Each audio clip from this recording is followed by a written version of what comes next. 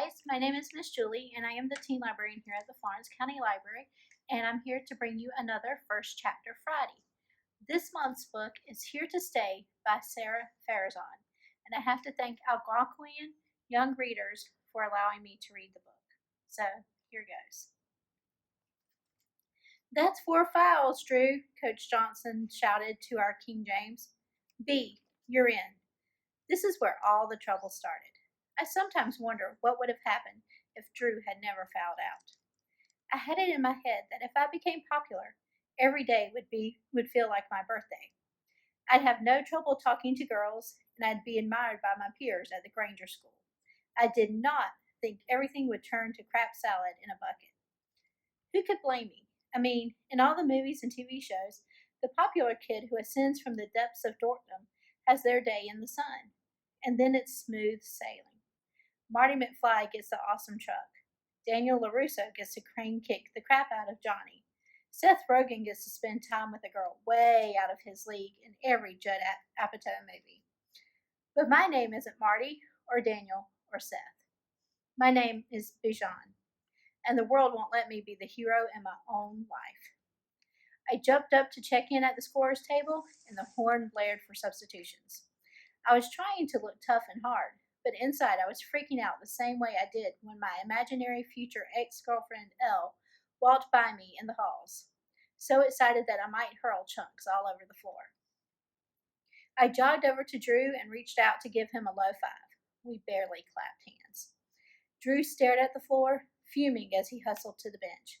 He wasn't supposed to foul out of a game that would determine whether our season ended or kept going. He also wasn't supposed to let me, a non-entity on loan from JV, fill in for him.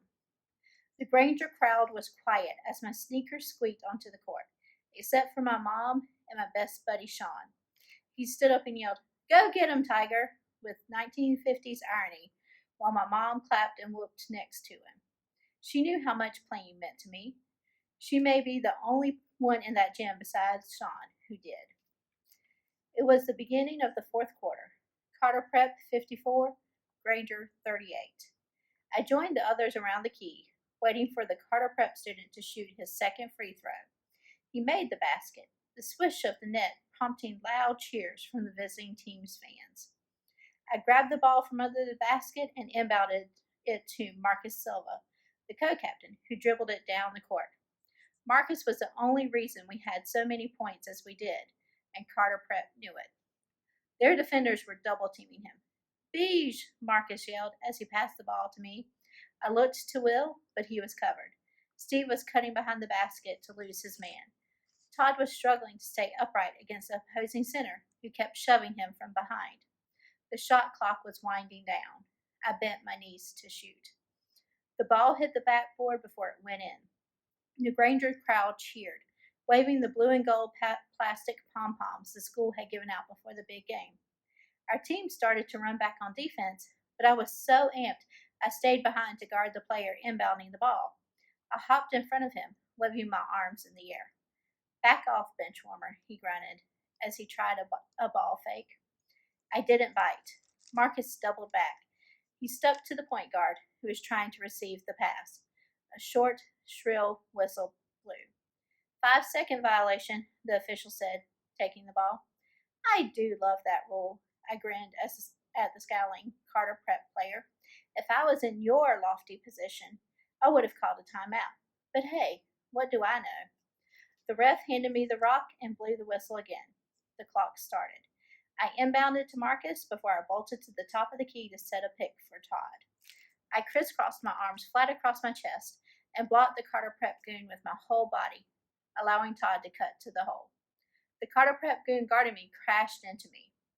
I stumbled backward, but it was enough time for Marcus to lob a pass to Todd for an easy layup. The crowd cheered louder, but not loud enough that I couldn't hear my mom yell, "It's not ice hockey, Carter. Watch the checking," Mom shouted. Would you listen to that crowd, Reggie? They have really come alive in this last quarter. Sometimes, when I need a minute, I like to pretend that Reggie Miller and Kevin Harlan, my favorite NBA commentators, give color commentary for my life. "Well, the Granger Gunners are finally giving the crowd something to cheer about, Kevin."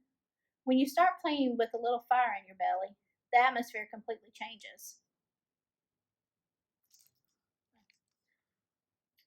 There is a steal from Marcus Silva, who rockets the ball over to newcomer Bijan for a three-pointer. Bang! He makes it. Where did this kid come from? This is why I love basketball, Kevin. Anything can happen. I panted as I looked up to how much time we had left on the clock. We were down by 2 with 15 seconds left. Todd had finally been able to post up effectively and get some layups in. Will had driven to the hoop when Marcus or I were double teamed. There was sweat running down Coach Johnson's cheek during our timeout huddle. His sports coat was off and his armpits were soaked. He'd been sweating a lot this season. His team wasn't up to the usual Granger standards of excellence. Coach drew up a play on his clipboard. Okay, we've got no timeouts left. Worst comes to worst, they get the last possession. You foul, he said. Get the ball to Marcus for the last play to work. Got it? The buzzer sounded. I hustled to the baseline. The ref handed me the ball and then blew his whistle. The other team didn't let Marcus breathe. A player stood to either side of him, anticipating his every move. Marcus tried to break free, but I didn't have time to wait.